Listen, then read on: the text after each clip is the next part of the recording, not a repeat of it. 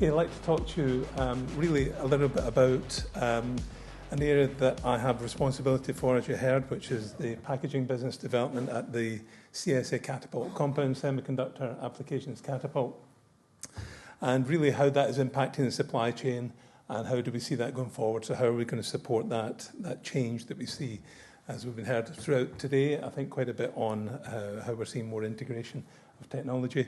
My other role is the Driving Electric Revolution Industrialisation Centre lead for the South West and Wales, and as we've heard from Ewan earlier today, very much part within that cluster of at the component end of compound semiconductors and the supporting of power electronics, specifically around that. Very quickly, I'm sure most people have heard of catapults, but if they haven't, really just showing a little bit our origins here. So from the Department for Science, Innovation Technology through UKRI, you'll see here that assembled here under the areas for Innovate UK specifically. There are a set of catapults of which 9 others exist. I think we were probably the newest to add to the pack of 9. High value manufacturing might be the most well known and possibly biggest catapult, and distributed that you see on the right of the map there up and down the country. The position that we hold as CSA Catapult is our main office, established with about 100 staff, is in the area of Newport in South Wales, and as I mentioned, established into that very much area for compound semiconductors. I physically was there for the last couple of years that I've been working in the role. I am now up in our office, which has been set up at the University of Strathclyde, at the Innovation Centre there. And strategically, that's important because what we are now seeing is through additional funding come from UKRI, is the addition of investment into packaging, which we're delighted to see. So the growth of that and the linking up of the capabilities that we have that I'll mention are very important later in the talk. Okay, how do we work? Okay, so if you're working with a catapult, how does it go? The model here, not too dissimilar that you've just been hearing in the model that was described. We sit in that kind of middle TRL, so we're very much engaged with universities.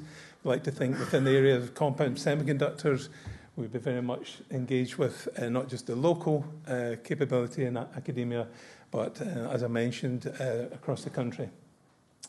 We sit in that area where we're helping to translate the technology, the applied research that happens there, and efficiently help industry make benefit of that investment that's there. So very much in that translating the technology, helping companies access it, but on top of that, a big part of our 100 staff that we have at the Catapult in Wales is the skills and the expertise that we have there. So that's something that's there to benefit industry and help industry on their journey to grow their business. Again, I'm probably not needing to do too much of this, and I'm sure with the expertise in the room, you understand the importance of within day-to-day products, why we need to have better performance. But just really following on a little bit from the last discussion, as we increase the density, or if you like, the performance of what is on silicon and other compound materials, going with that, packaging has gone from what we would see as very much traditionally a chip is packaged in some material, and with that it's protected and it can then be connected. What we're seeing is at the top of the middle of the slide there is this concept that came up a long time ago, multi-chip modules. And with those multi-chip modules, we've started to see, along with system and chip, system and package. And we've started to see the emergence in terms like heterogeneous integration appearing, where we bring different types of technology together. The reason for that is that if you look to the far right, and everywhere, when we've heard it mentioned this morning, everywhere we see there's an increasing amount of compute, an increasing amount of technology in the things that we use every day. There are literally hundreds of ECUs in your car. If you're driving a high-end car, and particularly if you're driving an electric car, you've probably got 100 million lines of code in that system. So you're looking at very, very complex integrated systems. So the requirements and into what we need to do in packaging is an increasing challenge. Across that, and then just looking at what is really driving that from the individual elements of those systems. On the left there, heat. So we spend a lot of our time at Catapult and working with the industry on dealing with thermal modelling and thermal management. So heat's a big issue because if it's in power with silicon carbide, we're increasing the amount of power. We're at 1,200 volts in a standard MOSFET that you heard from Paolo today, the IPG5. So we're increasing that amount of power density, but at the same time we need to manage that heat within the limited space. Reduced size of products. Our phones are certainly a lot smaller than the older generation, and they increase the amount of functionality that they have in them. Along with that, at the far right there, you see reliability and the need to use new manufacturing techniques. So our old ways of verifying systems, our old ways of doing the verification of the system need to change and adapt to that. So a lot of work up and down that supply chain to look at what we call advanced or intelligent packaging. This is a kind of slightly older map that has come from one of the presentations we've used before, but it still illustrates. If you look at the far right there and you look at the sort of distribution of packaging capability to start with, the UK's got a strong heritage in not just semiconductor fabs and its supply chain, but also packaging. And sometimes we forget that, and we need to look at how we're investing and supporting that. It's great that we're investing into new technology. I love the buzzwords, heterogeneous integration, but it all starts with looking at what we have and building on that capability. So it actually turns out that with that, and just to the left in the slide here is just listed up, is you've got everything from very basic die attach onto a PCB right through into what we'd call sort of hybrid packaging, into what we're now calling heterogeneous. So within a system, might be looking at for medical devices, combination of sensing, combination of compute, and right through then into photonics. And you heard from Andy and from the guys earlier on today, really that combination of co-packaged optics, photonics, a range of these devices coming through, which we are doing inside the UK now. RF as well, so compound semiconductors very much RF, and for the next generation of communications. So all of that technology, perhaps not at the scale that we're after, but very much at what we're looking for government to come and work closer with industry. So at the role that we have here, it's very much about raising these points to the agenda and helping government understand that opportunity. Back to what we see within the capability that we have, that we offer from Catapult. I think this slide's just really just to sort of reinforce what you've heard today. Everything within that supply chain now that you see of producing a package from a requirement of a customer now requires multiple elements of skills. Okay, so you're looking at the basic sort of package design, and in some sense you're looking at the electrical performance, you're looking at some of the areas of power management, you're looking at some of the issues of RF and EMC, and you take that through into the layout and the physical manifestation of what you'll develop on that system. It starts to require multidisciplines in terms of scientists and the know-how, and you've heard that today. Skills start to be a big thing you bump into here. So what you can see that what might look on it the less exciting or sexy part, if you want to call it that, of making a modern semiconductor actually now contains an awful lot of science, an awful lot of technology. It's very different to what we just heard from IMEC. It's a very different discipline, but equally it's extremely complex in its nature. That whole area of packaging very much dominated in the area of thermal management. So a lot of the work that we've been doing in the early days, you heard about the ESCAPE project. There's been a follow-up project with BMW called FutureBev under the APC funding. Again, very much looks at thermal management. So how are you going to modularize those systems and make them something that you can easily manage within the sort of power capability and battery constraints of a modern car. The typical technology that you're seeing on this slide will be familiar to people who are doing packaging and within the supply chain, but what's important to recognize is that why would Catapult have equipment like this in our labs? So one of the points is that in some cases, if you look at the sintering press that we've got here, or maybe look at the fine place femto submicron for hybridization on opto devices, it's important that we have engineers that are skilled up and trained. Some of them come to us, they build up their expertise, and we're very sad to see them go. But they then go into industry, and they're helping the industry be strong. So we build up those skills, but the other thing we can do is that very locally, with that set of equipment there, we're not setting up to be a production line of packaging. We're setting up to work with industry and work with them in the areas where they maybe have a gap in skills or equipment, or where they're looking to do something just a bit different that would kill their production line run.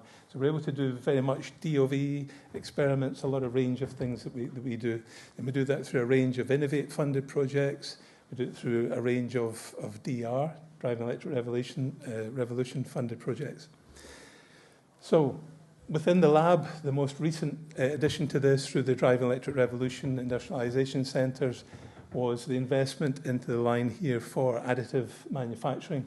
So this is a 3D ceramic, 3D metal and advanced precision laser system, which we can use to generate the next technology within packaging, which is an alternative to the standard, for example, TO packages in power. What's required here is, of course, the printing kit on the left, but increasingly important to manage is the area of thermal processing. So most ceramic materials in the green body then require to be heat processed at high temperature in order to be industrial ready. And in that process, there's a lot of know-how in both the design and the debinding processes and the shrinking of that. So that's something that's been developed. It's still quite a, what you say, new and far from a standard process, but already we're seeing from UK industry, OEMs and end markets, quite a strong pull now to look at how this can bring smaller, lighter, more efficient packages. This slide here just kind of really talks through that, and at the top level of the slide, the three pictures there, just talking across there. First one, TPMS alumina ceramic printed. So this triple periodic minimal surface, and although it shares the same acronym as our well-known tire pressure monitor, it is actually an important design methodology within ceramic printing in order to get the both maximum flow in terms of thermal, minimum size, but also strength. So we're looking at something that has to stand mechanical power.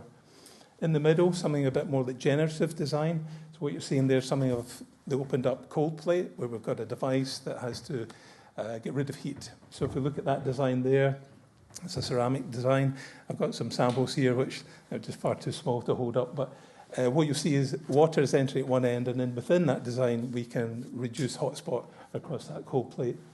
The far right is showing where we've got ceramics with metal printing. So if we're going to put the die, as is shown in the bottom here, traditionally at the left you'll see in that stack the chip at the top and a layer of buffers before we get down onto the heat sink. That's today, and that's where if we drive the device and it's getting very hot, you start to get delamination, you get reliability issues if you overdrive that. As we go into the picture, second in, you see that we can reduce those layers, new techniques and new films that we can use between the chip and the heat sink. Ultimately, at the far right, it's an example from Fraunhofer, is we're directly bonded onto the ceramic.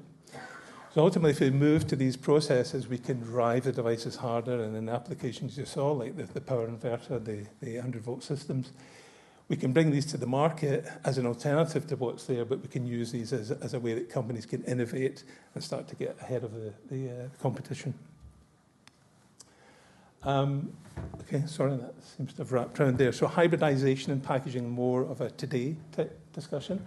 Hybrid bonding, we've heard a bit of it already today. So in hybridization, I mentioned about the Femto2 tool.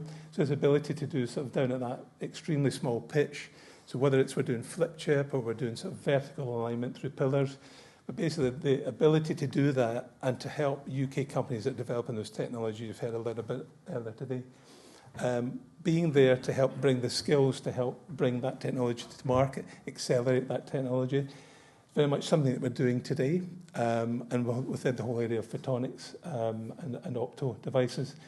And that is working with industry, working with the companies that are out there today. So what we would ask is if you are looking at these technologies and you're not already working with us and you want to know how you can access that, either through the Catapult network or through the DR, please come and talk to us about those requirements. Okay, so a little bit on to just really there's the technical appreciation, but on the supply chain growth, it's been touched on already around the areas of skills, but really just to sort of confirm, what did packaging look like in 1985 when I started as a package engineer at the NEC Fab in Livingston? Looks very different to that picture there. And if you think about what you needed to do about packaging a DRAM in that case, you're looking at a very different skill set. So one of the things that's happening now, and this is one of the strengths we have with the academic network that we have, with the research that we have, is building up that skill set and then addressing the training and the skills that we need. So it's important that we understand, in order to be competitive globally, that this range of technology capability, which I bump into in the Catapult, I never cease to realise how little I know, because you find so much diversity in the science that's required. So building that up and recognising that and harnessing that and bringing for events like this, those teams together. But over at the far right, on that design cycle, we saw a little bit from the last talk there, understanding what the design flow looks like. We've heard about co-design flows, co-design tools. It's a huge opportunity for us to understand how do we build high-fidelity modelling tools for the next generation of devices. We do that by working with other partners, and you've heard that partnering is crucial here. So we're not going to try to be, I guess, developing out complete new tool sets. We're going to be working with those who have expertise, have understanding, and helping bring that picture on the right to bear on the market. It's the next generation of packaging solutions. It's digital manufacturing that goes on with it. So looking again at manufacturability. So that part of what I mentioned about in the facility that we have in Scotland, where into that line, through that additional investment into packaging, along with that, there's a huge amount of capability around manufacturability. So design for manufacture, DFX, all of the areas of understanding how do we use these technologies, but how do we keep the quality that's required. Just on the last, I think the last two slides. Okay, so I mentioned a little bit about driving electric revolution. So 80 million from UK government. The challenge, which followed very much in the pattern of Faraday around batteries in the UK. And with that, around 30 million of that was used to establish industrialisation centres across the UK. There are 4 centres, so we have the one which is hosted by the Catapult in Wales. We have one in the Midlands, which is jointly between the University of Warwick and Nottingham. We have one in the North East, which is in Sunderland, but tied with Newcastle University, and one in Glasgow, hosted by University of Strathclyde. The thing about this map really is that what you'll also see is that for the cluster, just pulling out as an example here, Ian mentioned earlier about from IQE, recognise that we tap into capabilities and fund and support those. So what you're seeing there is that the facility, the CISM facility that was mentioned, so the pilot line for compound semiconductors in the Bay campus in Swansea that's here is part of that unit that is representing the DRIC. So the power of that is that we work very closely with what they start to bring through, next generation GaN, next generation carbide, all of these new materials, which we can then do some prototype packaging, which then, with the right investment behind that, we can start to exercise the network and scale that up and work with industry. So that's very much what the aim of that would be. So it's to help scale up the capability, in this case in power electronics. There's a lot of common capability around that. So I apologise for any sites that are on there, if you're from one of the other sites I'm not mentioning, but it's just as a model. And if you'd like to understand how to access that, and how to get more value from that, let me know. There's an estimate of about 30 partners. It's of about 300 million, the total asset capability that's around those centres if you accumulate that capital. Last one for me, because I think I'm about timed out, sorry. It's been mentioned before. I'm not going to try and tell you what's inside this announcement, but what is good is there is an announcement. And I think all we do know is, part that aside, is that we need to be actively engaging and helping influence where that goes next. So the good news is it's got the attention of government. We're delighted with that. I think what we're all agreeing with and what I heard today is we need to do more. So great that events like this today and all of you being here today can help influence how this goes. It's a good start, and I think we all recognise we need more. So that's pretty much it from me. Thank you.